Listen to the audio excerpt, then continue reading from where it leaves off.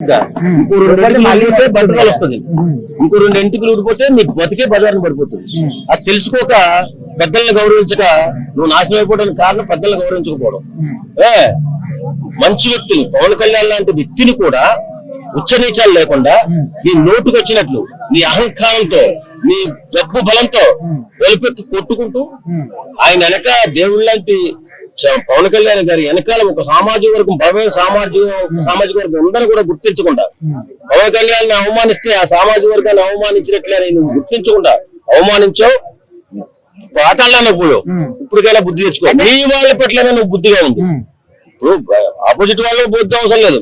నీ వాళ్ళ పట్ల నువ్వు గౌరవం ఉంటే కొన్నాళ్ళ పాటు పార్టీ మనుగడ సాగించు. అంటే ఇప్పుడు పవన్ కళ్యాణ్ గారు అధికారంలో ఉన్నా లేకపోయినా ఎప్పుడు కూడా ప్రజల కోసం ఆలోచిస్తారు. సో అట్లాంటి ఒక గొప్ప వ్యక్తి గురించి అసలు మాట్లాడే అర్హత ఈయనకు ఉందా అని క్వశ్చన్. ఈ నక్కకి నాగలోకానికి ఉన్నంత తేడా జగన్ ఎక్కడ, పవన్ ఎక్కడ? పవన్ మనుషుల్లో దేవుడు, జగన్ రాక్షసుడు. ఆ రాక్షసు పరిపాలన చేసాడు, దోపిడి దొంగ. మరి అలాంటి వ్యక్తితో పవన్ ఎలా పోలుస్తారండి? సంపాదించిన దాంట్లో 75%, 85% పేద ప్రజలకి దానం చేసినటువంటి మహానుభావుడు పవన్ కళ్యాణ్. రాజకీయ నాయకులు అగ్రగణ్యుడు పవన్ కళ్యాణ్ ఈ రోజు. అలాంటి వ్యక్తిని ఇప్పటికీ కూడా అహంకారం తగ్గించుకోకుండా ఏదో చేస్తాను, ఏ పిస్తానంటే ఏం పిస్తాను? నువ్వు ఏదైనా నువ్వు చేసి నీ సొంత డబ్బుతో చేయలే. సొంత డబ్బుతో చేసిన రాజకీయ నాయకుడు పవన్ కళ్యాణ్. మరి అలాంటప్పుడు ఆయన విమర్శిస్తావు. సరే, విమర్శించావు రాజకీయ పార్టీ, ఆపోజిట్ పార్టీ.